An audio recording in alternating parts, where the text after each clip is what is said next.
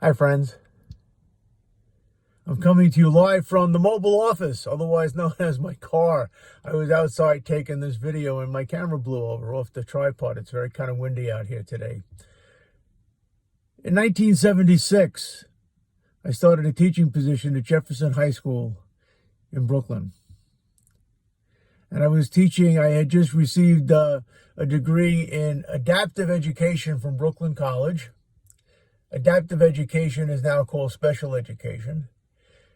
And I was assigned to teach CRMD classes, children with retarded mental development. That's what they were called in the 70s. And all of my students had one thing in common. They didn't speak English. The great majority were recent immigrants from Puerto Rico. It was a neighborhood that was transitioning greatly in the East New York section of Brooklyn, more specifically Ocean Hill, Brownsville. And these Puerto Rican students came to the school, and the school was not equipped to deal with them. And so it was my job to teach them to read. Well, they didn't speak English, and I don't speak Spanish. So it was a little bit of a conundrum. Good word, conundrum. And they had a brilliant program laid out for them to teach them to read. It was called the Dick and Jane Reader. Maybe some of you have heard it before. See Dick, see Jane, see Spot run, run Spot run. That's what they were teaching these students. High school age students. Dick and Jane Reader, stuff that many of us learned in kindergarten. Needless to say, after a month of this, it went nowhere. They were as disinterested as you possibly could be and getting nowhere in their studies. And so I tried something a little bit different. I wrote a play loosely based on West Side Story.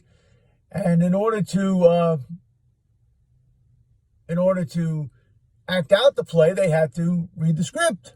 That was my thinking. So they were motivated, and they did that, and they read it. And they produced a little bit of a play, to ourselves in the school cafeteria, because that's where their classes were held. And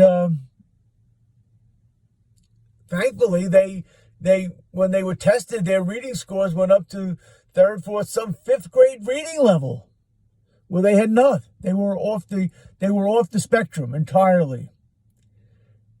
And I got notice that the principal wanted to see me. Now, I was ecstatic. I was beaming. This is my first real teaching assignment. And I thought I would, at the very least get a letter of commendation to my file. Maybe at the best, they'd put a statue in front of me in front of the school. Mr. Cederstrom, he taught the kids how to read. I got into the principal's office and said, "Sit down, Mr. Cederstrom." Sat down. Says, "It's come to our attention that you are not following the curriculum." No, sir. I found that it wasn't very helpful and we weren't getting anywhere. But you can see by the test results that these students really have improved their reading, exponentially, and their grades are soaring. We're not interested in test results. We're interested in following the curriculum. Imagine if every teacher in the New York City Board of Education taught how they wanted to, what a mess we would have. I said, but no buts, teach the curriculum.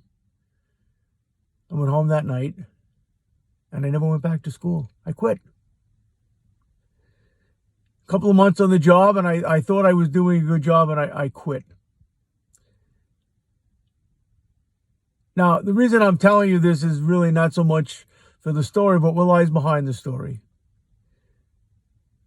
Sometimes we, as a church, go through the motions.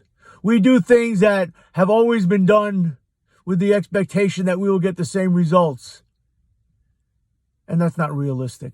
We have to be willing to change. We have to be willing to think outside the box if we want to realize the full potential, if we want to reach the people and make them understand who God is Introduce them to God in a way, because so many people that come to our church now were not raised in the church. They were certainly not raised Lutheran. And we have this wonderful opportunity to touch their lives in ways that we could not with more traditional ways. So, sisters and brothers that are watching this, you have an opportunity to change your thinking, to reorient the way you look at church,